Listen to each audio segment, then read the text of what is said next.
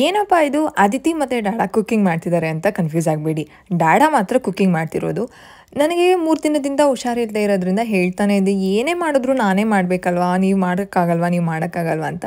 ಕೃವಿ ಅದಕ್ಕೆ ಆಯಿತು ಇವತ್ತು ನಾನೇ ಮಾಡ್ತೀನಿ ಅಂತ ಅಂದ್ಬಿಟ್ಟು ಇವತ್ತು ಬಿರಿಯಾನಿ ಮತ್ತು ಕಬಾಬ್ ಮಾಡೋಣ ಅಂತ ಇಬ್ಬರು ಪ್ಲ್ಯಾನ್ ಮಾಡ್ಕೊಂಡ್ವಿ. ಎಸ್, ಕೃವಿ ತುಂಬ ಚೆನ್ನಾಗಿ ಅಡುಗೆ ಮಾಡ್ತಾರೆ.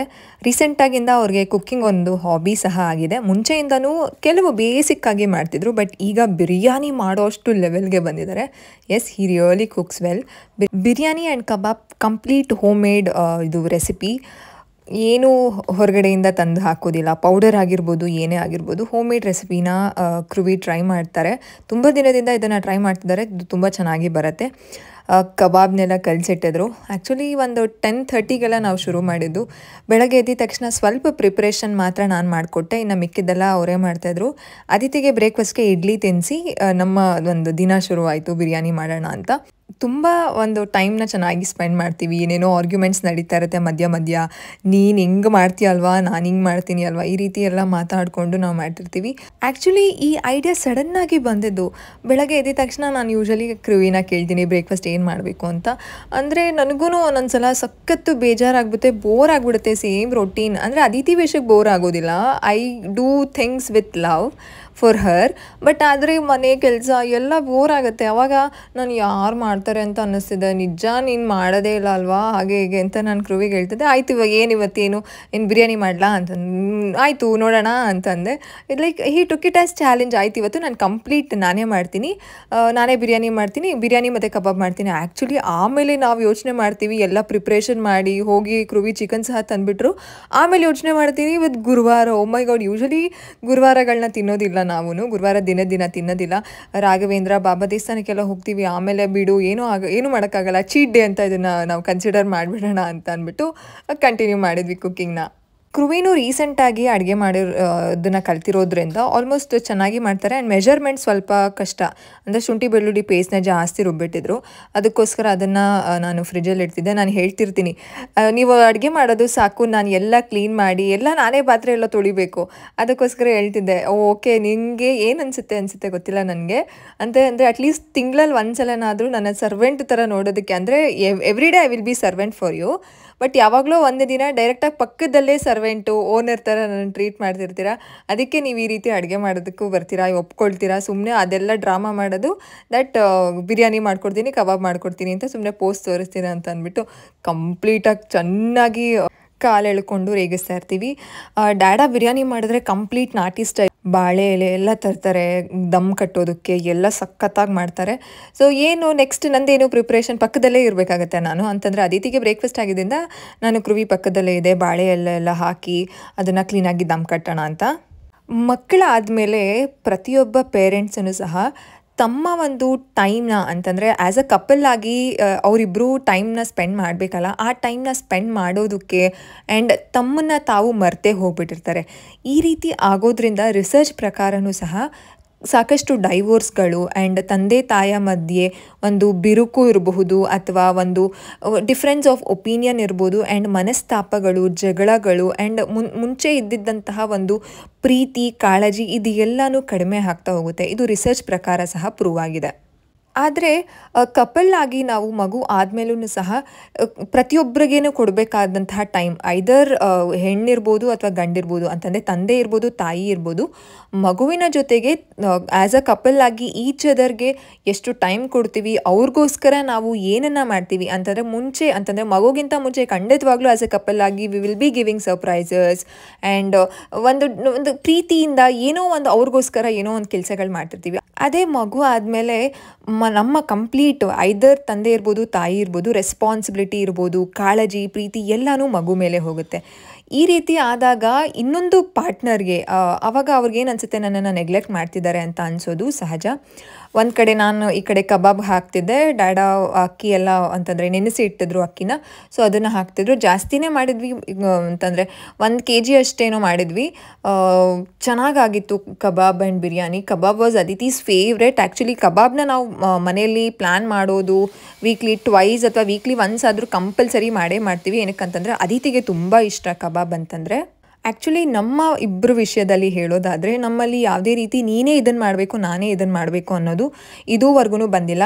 ಇನ್ ಟರ್ಮ್ಸ್ ಆಫ್ ಅದಿತಿ ವಿಷಯದಲ್ಲೂ ಸಹ ಕ್ರುವಿನೇ ಎಷ್ಟೋ ಒಂದ್ಸಲ ಅದಿತಿಯ ಡೈಪರ್ಸ್ನ ಚೇಂಜ್ ಮಾಡಿರ್ತಾರೆ. ಆ್ಯಂಡ್ ಇದು ಕ್ರುವಿ ಒಬ್ಬರೇ ಮಾಡ್ತಾರೆ ಅಂತ ನಾನು ಹೇಳ್ತಿಲ್ಲ, ಸಾಕಷ್ಟು ತಂದೆಯಂದಿರೂ ಸಹ ಮಾಡ್ತಾರೆ. ಆದರೆ ಸಾಕಷ್ಟು ಮನೆಗಳಲ್ಲಿ ಏನಾಗುತ್ತೆ ಅಂತಂದರೆ ತಂದೆಯಂದಿರು ನಾನು ಮಾಡಬೇಕಾ, ನೀನು ತಾನೇ ಇರೋದು, ನೀನು ಮಾಡು ಅಂತ ತಾಯಿ ಮೇಲೆ ಬರ್ಡನ್ಸ್ ಜಾಸ್ತಿ ಮಾಡ್ತಾರೆ. ಅಂತಂದರೆ ಮಗು ಆದಮೇಲೆ ಒಂದು ಮಗುವಿನ ಜವಾಬ್ದಾರಿ ಬರೀ ತಾಯಿದು ಮಾತ್ರ ಅಲ್ಲ, ತಂದೆಯ ಒಂದು ಜವಾಬ್ದಾರಿನೂ ಸಹ ಇದ್ದೇ ಇರುತ್ತೆ. ಅಂತಂದರೆ ನಮ್ಮ ಸಮಾಜ ಯಾವ ರೀತಿ ಅಂತ ಇದೆ ಅಂದರೆ ತಾಯಂದಿರು ಮಗುನ ಕಂಪ್ಲೀಟ್ ನೋಡ್ಕೊಳ್ಬೇಕು. ಒಂದು ಮಗು ಬಿದ್ದರೆ ಆಗಲಿ ಅಥವಾ ಮಗುಗೆ ಏನೇ ಒಂದು ಆರೋಗ್ಯ ಸಮಸ್ಯೆ ಆಗಲಿ ಅಥವಾ ಮಗು ಹಠ ಮಾಡಲಿ ಅಥವಾ ಏನೇ ಈ ರೀತಿ ಎಕ್ಸಾಂಪಲ್ ನೀವು ನೋಡೋದಾದರೆ ಅದಿತಿನೂ ಸ್ವಲ್ಪ ಕ್ಲಿಂಗಿ ಆಗಿದ್ರು. ನಾನು ಡ್ಯಾಡ ಇಬ್ಬರು ಅಡುಗೆ ಮನೆಯಲ್ಲೇ ಇದ್ವಿ ಅಲ್ವಾ. ಶಿ ವಾಸ್ ಫೈಂಡಿಂಗ್ ಇಟ್ ಸ್ವಲ್ಪ ಯಾಕೆ ಮಮ್ಮ ಡ್ಯಾಡ ಇಬ್ಬರು ಅಂದರೆ ಒಟ್ಟಿಗೆ ಇದ್ದಾರೆ ಅನ್ನುವಂತಹ ಒಂದು ಜಲಸ್ ಅಂತ ಅಲ್ಲ, ಮಗುಗೆ ಅಟೆನ್ಷನ್ ಬೇಕಾಗಿರುತ್ತೆ. ಸೊ ಆವಾಗ ನಾವಿಬ್ಬರು ಮೇಂಟೈನ್ ಮಾಡಿಕೊಂಡು ನಾನು ಹೇಳ್ದಂಗೆ ಕಬಾಬ್ನ ನಾನು ಹಾಕ್ತಿದ್ದೆ. ಸೊ ಯಾವಾಗ ಅದಿತಿ ಮಮ್ಮ ಬೇಕು ಅಂತ ಇದ್ದಾಗ ನಾನು ಎತ್ಕೊಂಡಿದ್ದಾಗ ಡ್ಯಾಡಾ ವಾಸ್ ಹೆಲ್ಪಿಂಗ್ ಮೀ ಔಟ್ ಅಲ್ಲಿ. ಸೊ ಈ ರೀತಿ ಹೆಲ್ಪ್ ಮಾಡಿದಾಗ ಇದು ತಾಯಿಗೂ ಬರ್ಡನ್ ಆಗೋದಿಲ್ಲ. ನಮ್ಮ ಸಮಾಜ ಅದೇ ರೀತಿ ಇದೆ, ತಾಯಿನೇ ಬ್ಲೇಮ್ ಮಾಡ್ತಾರೆ. ಮಗು ಹುಷಾರಿಲ್ಲ ಇರ್ಬೋದು ಅಥವಾ ಮಗು ಬಿದ್ದರೆ ಇರ್ಬೋದು, ತಾಯಿ ಕೆಲಸ ಏನು ಮಗುನ complete from morning to night ನೋಡ್ಕೊಳ್ಬೇಕು. ತಂದೆ ಜವಾಬ್ದಾರಿ ಏನು ಹೊರಗಡೆ ಹೋಗಿ ದುಡ್ಕೊಂಡು ಬರಬೇಕು.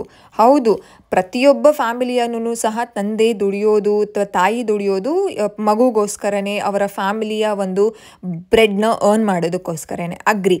ಈಗ ಅಂದರೆ ನಮ್ಮ ಸಮಾಜದ ಒಂದು ಇದನ್ನೇ ಬದಲಾಗಿದೆ. ಅಂತಂದರೆ ಯಾವ ರೀತಿ ಅಂತಂದರೆ ಈಗ ತಾಯಂದಿರು ದುಡಿತಾರೆ, ತಂದೆಯಂದಿರು ದುಡಿತಾರೆ ಅಂತಂದರೆ ಪೇರೆಂಟ್ಸ್ ಇಬ್ಬರೂ ವರ್ಕಿಂಗ್ ಮಾಡ್ತಿರ್ತಾರೆ ಅಥವಾ ಕೆಲವರಲ್ಲಿ ಒಬ್ಬರು ವರ್ಕಿಂಗ್ ಮಾಡ್ತಿರ್ತಾರೆ. ಯಾರೇ ವರ್ಕ್ ಮಾಡಿರಲಿ, ಆದರೆ ತಂದೆಯಾಗಿ ಮಗುಗೆ ಏನು ಮಾಡ್ತೀವಿ ಅದೂ ತುಂಬ ಇಂಪಾರ್ಟೆಂಟ್ ಆಗುತ್ತೆ. ಅಂತಂದರೆ ಜಸ್ಟು ನಾನು ಬೆಳಗ್ಗೆಯಿಂದ ಸಂಜೆವರೆಗೂ ದುಡ್ಕೊಂಡು ಬರ್ತೀನಿ, ನೀನೇ ಮಗುನ ನೋಡ್ಕೊಳ್ಬೇಕು, ನಂದೇನು ಜವಾಬ್ದಾರಿ ಎಲ್ಲಪ್ಪ ಆ ರೀತಿ ಹೇಳಿದ್ರೆ ಖಂಡಿತವಾಗ್ಲೂ ಮನೆಯಲ್ಲಿ ಬೆಳಗ್ಗೆಯಿಂದ ಸಂಜೆವರೆಗೂ ಮಗುನ ನೋಡ್ಕೊಳ್ಳೋದು it's not A easy job. Actually ಇದು ತುಂಬ ಸ್ಟ್ರೆಸ್ಫುಲ್ ಇರುತ್ತೆ. ಆ್ಯಂಡ್ 5 ನಿಮಿಷ ತಾಯಿಗೆ ಒಂದು ಏನೋ ಸೆಲ್ಫ್ ಟೈಮ್ ಅನ್ನೋದಕ್ಕಿಂತ ಒಂದು ಬಿಡುವೇ ಇರೋದಿಲ್ಲ. ಮಗು ಈ ರೀತಿ ಆದಾಗ ಯಾರಿಗೆ ಆದರೂ ತುಂಬ ಬರ್ಡನ್ ಆಗುತ್ತೆ. ಈ ರೀತಿ ಬರ್ಡನ್ ಆದಾಗ ತಾಯಿಗೆ ಒಂದು ಸಿಂಪಲ್ ಸಪೋರ್ಟ್ ಸಿಸ್ಟಮ್, 5 ನಿಮಿಷ ನಾನು ಮಗುನ ನೋಡ್ಕೊಳ್ತೀನಿ, ನೀನು ಹೋಗ್ಬಿಟ್ಟು ಬಾ. ಕೆಲವೊಂದು ಸಲ ತಾಯಂದಿರಿಗೆ ಒಂದು ವಾಶ್ರೂಮಿಗೆ ಹೋಗೋದಕ್ಕಾಗಲಿ ಅಥವಾ ಊಟ ಮಾಡೋದಕ್ಕಾಗಲಿ 5 ನಿಮಿಷ ನೆಮ್ಮದಿಯಾಗಿ ಕುತ್ಕೊಳ್ಳೋದಕ್ಕಾಗಲಿ, ಮಕ್ಕಳಿದ್ರೆ ನೆಮ್ಮದಿ ಇಲ್ಲ ಅಂತ ಅಲ್ಲ, it is not like that. But 5 ನಿಮಿಷ ಏನು ಕೆಲಸ ಇಲ್ಲದೇನೆ 5 ನಿಮಿಷ ಯಾರೂ ಕರೀದೇನೆ ಅಮ್ಮ ಅಂತ ಕರೀದೇನೆ ಅಥವಾ ಅವ್ರ ಹೆಸರು ಹಿಡಿದು ಬಾ ಇಲ್ಲಿ ಇದೆಲ್ಲಿದೆ ಅದೆಲ್ಲಿದೆ ಅಂತ ಕರೀದೇನೆ 5 ನಿಮಿಷ ಕುತ್ಕೊಳ್ಳೋದಕ್ಕೆ ಮನೆಯಲ್ಲೇ ಇದ್ದು ಮಗುನ ನೋಡ್ಕೊಳ್ತಿರುವಂತಹ ತಾಯಂದಿರಿಗೆ ಈ ರೀತಿ ಸಮಯ ಖಂಡಿತವಾಗ್ಲೂ ಸಿಗೋದಿಲ್ಲ. ಅಂತಹ ಸಮಯದಲ್ಲಿ ತಾಯಂದಿರಿಗೆ ತನ್ನ ಗಂಡನಾಗಿ 5 ನಿಮಿಷ ಹೆಲ್ಪ್ ಮಾಡೋದು, 5 ನಿಮಿಷ ಅನ್ನೋದಕ್ಕಿಂತ ಒಂದು ಬೇಸಿಕ್ ಹೆಲ್ಪ್ಗಳು, ಓಕೆ ಇವತ್ತು ಏನು ನಾನು ಮಾಡಬೇಕಾ, ಸರಿ ಮಾಡ್ತೀನಿ, ಇದು ಯಾವುದೇ ರೀತಿ ನೀನೇ ಮಾಡಬೇಕು ನಾನೇ ಮಾಡಬೇಕು ಅನ್ನುವಂತಹ ಒಂದು ಕಾಂಪಿಟೇಷನ್ ಇಲ್ಲಿ ಇರಬಾರ್ದು. ಆವಾಗ ಸಂಬಂಧಗಳು ತುಂಬ ಚೆನ್ನಾಗಿರುತ್ತೆ. ಆವಾಗ ಅಂದರೆ ಒಂದು ಹೆಂಡತಿಗೆ ಏನನ್ಸುತ್ತೆ, ಓಕೆ ನನ್ನ ಗಂಡನು ನನಗೆ ಹೆಲ್ಪ್ ಮಾಡ್ತಿದ್ದಾರೆ ಅನ್ನುವಂತಹ ಒಂದು ಮನೋಭಾವನೆ ಬಂದು ಅವರ ಕಷ್ಟಕ್ಕೆ ಅನ್ನೋದಕ್ಕಿಂತ ಅವ್ರಿಗೂ ಸಹ ಹೆಲ್ಪ್ ಮಾಡೋದಕ್ಕೆ ಅವ್ರಿಗೂ ಒಂದು ಇದಾಗುತ್ತೆ. ಮಗು ಆದಮೇಲೆ ಖಂಡಿತವಾಗ್ಲೂ ತಾಯಿಯ ಬ್ರೈನ್ ಸಹ ಚೇಂಜ್ ಆಗುತ್ತೆ, ಅದು ಮಾಮಿ ಬ್ರೈನ್ ಆಗಿಬಿಡುತ್ತೆ. ಅಂತಂದರೆ ಮಗುಗೋಸ್ಕರನೇ ತುಳಿತಾ ಇರುತ್ತೆ, ಮಿಡಿತಾ ಇರುತ್ತೆ. ಆ ಸಮಯದಲ್ಲಿ ಪಾರ್ಟ್ನರ್ ಗಂಡಂದಿರ ಬಗ್ಗೆ ಯಾವುದೇ ಒಂದು ತಾಯಿಗೆ ಒಂದು ಜಾಸ್ತಿ ಇಂಟ್ರೆಸ್ಟ್ ಇರೋದಿಲ್ಲ ಅವ್ರ ಮೇಲೆ. ಮುಂಚೆ ಅವ್ರ ಮೇಲೆ ಕಾಳಜಿ ಕೇರ್ ಮಾಡ್ತಿದ್ರಲ್ಲ, ಅಂತಹ ಕಾಳಜಿ ಅದು ಇರೋದಿಲ್ಲ. ಯಾಕಂತಂದರೆ ಈಗ ಮಗು ಬಂದಿದೆ, ಯಾಕೆ ಕಾಳಜಿ ಇರೋದಿಲ್ಲ ಅಂತಂದರೆ ಎಲ್ಲ ಕೆಲಸ ಅವರೇ ಮಾಡಬೇಕಾಗುತ್ತೆ, ತಾಯಂದಿರೇ ಮಾಡಬೇಕಾಗುತ್ತೆ. ಆದರೆ ಅಂದರೆ ಪ್ರತಿಯೊಬ್ಬ ಮನೆಯಲ್ಲೂ ಈ ರೀತಿಯಾದ ಪರಿಸ್ಥಿತಿಗಳು ಡಿಫ್ರೆಂಟ್ ಇರುತ್ತೆ. ಕೆಲವರು ಮನೆಗಳಲ್ಲಿ ಸಪೋರ್ಟಿವ್ ಹಸ್ಬೆಂಡ್ ಇರ್ತಾರೆ ಮಗು ವಿಷಯದಲ್ಲಿ, ಕೆಲವು ಮನೆಗಳಲ್ಲಿ ಇರೋದಿಲ್ಲ. ಆದರೆ ಯೂನಿವರ್ಸಲಲ್ಲಿ ನಾವು ಪರ್ಸೆಂಟೇಜ್ ಆಗಿ ನೋಡೋದಾದರೆ ರಿಸರ್ಚ್ ಪ್ರಕಾರ ಎಲ್ಲ, ಆದರೆ ತಾಯಂದಿರು ತುಂಬ ಫೇಸ್ ಮಾಡ್ತಿರ್ತಾರೆ ದ್ಯಾಟ್ ವಿತೌಟ್ ಸಪೋರ್ಟಲ್ಲಿ ಬರೀ ತಾಯಂದಿರೇ ಮಕ್ಕಳ ಕೆಲಸಗಳು ಮಾಡ್ತಿರ್ತಾರೆ. ಆದರೆ ಸಪೋರ್ಟ್ ಸಿಸ್ಟಮ್ ಸಿಕ್ಕಿದಾಗ ತಾಯಿಗೆ ತುಂಬ ರಿಲೀಫ್ ಆಗುತ್ತೆ ದಟ್ ನನಗೂ ಒಂದು ಸಪೋರ್ಟ್ ಸಿಸ್ಟಮ್ ಇದೆ, ಒಂದು 5 ನಿಮಿಷ ನನಗೆ ಹುಷಾರಿಲ್ಲ ಅಂತಂದರೆ ಒಂದು ದಿನ ನಾನು ಆರಾಮಾಗಿ ರೆಸ್ಟ್ ಮಾಡ್ಬೋದಲ್ಲಪ್ಪ ಅನ್ನುವಂಥ ಒಂದು ಆಲೋಚನೆ ಆ್ಯಂಡ್ ಅವ್ರಿಗೆ ತುಂಬ ಒಂದು ಸ್ಯಾಟಿಸ್ಫ್ಯಾಕ್ಷನ್ ನೀಡೋದು ಈ ರೀತಿ ಸಪೋರ್ಟ್ ಮಾಡಿದಾಗ ಮಾತ್ರ. ಆ್ಯಂಡ್ ಎಷ್ಟೋ ತಂದೆಯಂದಿರಿಗೆ ಸಪೋರ್ಟ್ ಮಾಡಬೇಕು, ನಾನು ನನ್ನ ಹೆಂಡ್ತಿಗೆ ಸಪೋರ್ಟ್ ಮಾಡಬೇಕು, ನನ್ನ ಮಗುಗೆ ನಾನು ಅಂದರೆ ನನ್ನ ಮಗುವಿನ ಕೆಲಸ ನಾನು ಮಾಡಬೇಕು ಅಂತ ಅಂದಾಗ ಜಾಯಿಂಟ್ ಫ್ಯಾಮಿಲಿಗಳಲ್ಲಿದ್ದರೆ ಅವ್ರಿಗೆ ಒಂಥರ ಮಾತಾಡ್ತಾರೆ. ಅಂತಂದರೆ ಆ್ಯಕ್ಚುಲಿ ಕ್ರುವಿ ಆಲ್ಸೋ ಆ ಮಾತುಗಳನ್ನ ಕೇಳಿಸ್ಕೊಂಡಿದ್ದಾರೆ, ಹೆಂಡ್ತಿ ಗುಲಾಮ ಅಂತ ಕೇಳಿಸ್ಕೊಂಡಿದ್ದಾರೆ. ಆ್ಯಂಡ್ ಹೆಂಡ್ತಿಗೆ ತುಂಬ ಹೆಲ್ಪ್ ಮಾಡ್ತಾನೆ, ಹೆಂಡ್ತಿನ ರಾಣಿ ಥರ ನೋಡ್ಕೊಳ್ತಾಳೆ, ಮಗು ಥರ ನೋಡ್ಕೊಳ್ತಾನೆ, ಆ ರೀತಿ ಎಲ್ಲ ಹೇಳಿದ್ದಾರೆ. ನಾನು ಇದನ್ನು ಯಾಕೆ ನಿಮ್ಮ ಹತ್ರ ಶೇರ್ ಮಾಡ್ತಿದ್ದೀನಿ ಅಂತಂದರೆ ಇದು ಪ್ರತಿಯೊಬ್ಬ ಮನೆಯಲ್ಲೂ ನಡೆಯೋದೆ. ಆ್ಯಂಡ್ ಇದು ಎಲ್ಲರೂ ಫೇಸ್ ಮಾಡಿರ್ತಾರೆ. ಆದರೆ ನಾವು ಎಷ್ಟು ಪಾಸಿಟಿವ್ ಆಗಿ ಅದನ್ನು ತೊಗೊಂಡು ಇಟ್ಸ್ ಓಕೆ, ಸಿ ಈ ಟೈಮ್ ನೆಕ್ಸ್ಟ್ ಬರೋದಿಲ್ಲ ಅಲ್ವಾ. ಸೊ ಆ ರೀತಿಯಾಗಿ ಅವು ಕ್ರುವಿ ಯೋಚನೆ ಮಾಡ್ತಾರೆ. ಕ್ರುವಿ ಇಸ್ ಸಚ್ ಒಂದು ಏನೇ ಏನೇ ಏನೇ ಟಾಂಟ್ಸ್ ಕೇಳಲಿ, ಅವರು ಏನೇ ಒಂದು ಇದನ್ನು ಕೇಳಿದ್ರು ಸಹ he takes that as it's okay. ಅವ್ರು ಇಗ್ನೋರ್ ಮಾಡಿ ಯಾವುದನ್ನು ಮಾಡಬೇಕು ಅದನ್ನು ಮಾತ್ರ ಮಾಡ್ತಾರೆ. ಈಗಿನ ಒಂದು ರೀಸೆಂಟಾಗಿ ರಿಸರ್ಚನ್ನು ಸಹ ಹೇಳ್ತಿದೆ ದಟ್ ಮಗು ಆದಮೇಲೆ ತಾಯಂದಿರಿಗೆ ಸಪೋರ್ಟ್ ಇಲ್ಲದೇ ಪಾರ್ಟ್ನರ್ ಮೇಲೆ ಇಂಟ್ರೆಸ್ಟ್ ಕಡಿಮೆ ಆಗಿ ಅವರ ಒಂದು ಏನು ಆಸೆಗೆ ಅಥವಾ ಆಕಾಂಕ್ಷೆಗಳಿಗೆ ಅಂದರೆ ಟೈಮ್ ಕೊಡೋಕ್ಕಾಗ್ದೇ ಸಾಕಷ್ಟು ಡಿವೋರ್ಸ್ಗಳಾಗ್ತಿದೆ ಅಂತ. ಈ ರೀತಿ ಆಗಬಾರ್ದು ಅಂತಂದರೆ ನಮ್ಮ ಪಾರ್ಟ್ನರ್ಸ್ಗಳಿಗೆ ನಾವು ಅವರ ಒಂದು ಕಷ್ಟಗಳನ್ನ ಅರ್ಥ ಮಾಡಿಕೊಂಡು ಅವ್ರಿಗೆ ಒಂದು ಬೇಸಿಕ್ ಹೆಲ್ಪ್ ಮಾಡೋದ್ರಿಂದ ಇದರಲ್ಲಿ ಅವ್ರಿಗೂ ಒಂದು ಮನಸ್ಸು ಸಮಾಧಾನ ಆಗುತ್ತೆ ಆ್ಯಂಡ್ ಅವ್ರಿಗೂ ಒಂದು ಸ್ಟ್ರೆಸ್ ಫ್ರೀ ಲೈಫ್ನ ಲೀಡ್ ಮಾಡೋದಕ್ಕೆ ಆ್ಯಂಡ್ ಸಂಸಾರ, ಮಗು, ಮಕ್ಕಳು, ಮನೆ, ಜಾಯಿಂಟ್ ಫ್ಯಾಮಿಲಿ ಇದೆಲ್ಲನೂ ಚೆನ್ನಾಗೇ ಇದ್ದೇ ಇರುತ್ತೆ. ಇವತ್ತಿನ ವ್ಲಾಗಲ್ಲಿ ನಾವು ಆ್ಯಸ್ ಅ ಕಪಲ್ ಆಗಿ ಅದಿತಿ ಕೆಲಸನ ಶೇರ್ ಮಾಡಿಕೊಂಡು ಯಾವ್ಯಾವ ಒಂದು ಇಂಟೆನ್ಷನ್ಸಲ್ಲಿ ನಾವು ಮಾಡ್ತೀವಿ ಆ್ಯಂಡ್ ಇದರಲ್ಲಿ ನಮ್ಮ ಒಂದು ಏನು ಅಂತಂದರೆ ಯಾರೂ ಜಾಸ್ತಿ ಮಾಡಲ್ಲ, ಯಾರೂ ಕಡಿಮೆ ಮಾಡೋದಿಲ್ಲ. ನಮಗೆ at end of the day ಏನಿರಬೇಕು, we have to look after Aditi, ತುಂಬ ಚೆನ್ನಾಗಿ ನೋಡ್ಕೊಳ್ಬೇಕು ಅಂತ.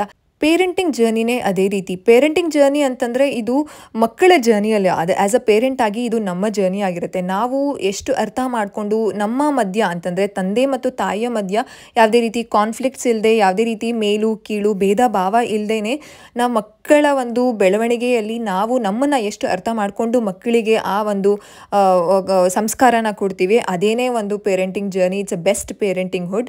ಪೇರೆಂಟಿಂಗ್ ಹುಡ್ ಅನ್ನೋದು ತುಂಬ ಒಂದು ಬ್ಯೂಟಿಫುಲ್ ಜರ್ನಿ. ಅದು ಪ್ರತಿಯೊಬ್ಬ ತಂದೆ ಮತ್ತು ತಾಯಿ ಅದನ್ನು ಅನುಭವಿಸ್ಬೇಕಾಗತ್ತೆ. ಯಾಕಂತಂದರೆ ಕೆಲವು ಒಂದು ಮನೆಗಳಲ್ಲಿ ತಂದೆಯಂದಿರ ಪಾತ್ರ ಯಾವುದು ಒಂದು ಮಕ್ಕಳ ವಿಷಯದಲ್ಲಿ ಇರೋದಿಲ್ಲ. ಐದರ್ ಒಂದು ಸ್ಕೂಲ್ ಪೇರೆಂಟ್ ಮೀಟಿಂಗ್ನ ಅಟೆಂಡ್ ಮಾಡೋದಿರ್ಬೋದು, ಇದೆಲ್ಲ ಪೀರಿಯಡ್ ಖಂಡಿತವಾಗ್ಲೂ ವಾಪಸ್ ಬರೋದಿಲ್ಲ. ಸೊ ಈ ಎಲ್ಲ ಒಂದು ಕೆಲಸಗಳಲ್ಲಿ ನಾವು ಇನ್ವಾಲ್ವ್ ಆದಾಗ life will be definitely a beautiful journey. ನನ್ನ ಈ ಇಂಟೆನ್ಷನ್ ಯಾರಿಗೂ ಸಹ ಹರ್ಟ್ ಮಾಡಬೇಕು ಅಂತ ಅಲ್ಲ. ತಂದೆಯಾಗಿ ತಾಯಿಯಾಗಿ ಅವರ ರೋಲ್ಸ್ ಅವರು ಮಾಡ್ತಾನೆ ಇರ್ತಾರೆ. ಆದರೆ ಸಪೋರ್ಟ್ ಸಿಸ್ಟಮ್ ಪ್ರತಿಯೊಬ್ಬರಿಗೂ ಅಂತಂದರೆ ಈಚ್ ಅದರ್ ಸಿಕ್ಕಿದ್ರೆ ತುಂಬ ಚೆನ್ನಾಗಿರುತ್ತೆ ಅನ್ನುವಂತಹ ಒಂದು ಇಂಟೆನ್ಷನ್ ಅಷ್ಟೇ. ಕಬಾಬ ರೆಡಿ ಆಯಿತು. ಅದಿತಿ ಟೇಸ್ಟ್ ಮಾಡಿ ಸೂಪರ್ ಅಂತ ಹೇಳಿ ಹೋದರು. Kebab is our favourite, almost every time favourite ಅಂತ ಹೇಳ್ಬೋದು. ಆ್ಯಂಡ್ ಬಿರಿಯಾನಿನೂ ಸಹ ರೆಡಿ ಆಯಿತು. ಪರ್ಫೆಕ್ಟ್ ದಮ್ ಬಿರಿಯಾನಿ, ನಾಟಿ ಸ್ಟೈಲ್ ಬಿರಿಯಾನಿ ರೆಡಿ ಆಯಿತು. ತುಂಬ ಚೆನ್ನಾಗಿ ಎಂಜಾಯ್ ಮಾಡಿದ್ವಿ. ಥ್ರೂ ಔಟ್ ಡೇ ನನಗೆ ಈ ಬಿರಿಯಾನಿ ಮಾಡೋದ್ರಿಂದ ಅಡುಗೆ ಮಾಡುವಂತಹ ಕೆಲಸನೇ ಇರಲಿಲ್ಲ, ಬೇರೆ ಕೆಲಸಗಳನ್ನೆಲ್ಲ ಮಾಡಿಕೊಂಡು ತುಂಬ ಚೆನ್ನಾಗಿತ್ತು ಇವತ್ತಿನ ಡೇ. ಐ ಹೋಪ್ ನಿಮಗೂ ಇವತ್ತಿನ ವ್ಲಾಗ್ ಇಷ್ಟ ಆಗಿದೆ. ಆ್ಯಂಡ್ ನಿಮ್ಮ ಕಮೆಂಟ್ಸ್, ನಿಮ್ಮ ಅಭಿಪ್ರಾಯ, ಇವತ್ತಿನ ಕಂಟೆಂಟ್ ಅಂತಂದರೆ ತಂದೆಯರ ಪಾತ್ರ ಅನ್ನುವಂತಹ ಕಂಟೆಂಟ್ ಹೇಗೆ ಇಷ್ಟ ಆಯಿತು ಆ್ಯಂಡ್ ನಿಮ್ಮ ಅನಿಸಿಕೆ ಅಭಿಪ್ರಾಯನ ಕಾಮೆಂಟ್ ಸೆಕ್ಷನಲ್ಲಿ ಕಾಮೆಂಟ್ ಹಾಕೋದನ್ನು ಮರಿಬೇಡಿ.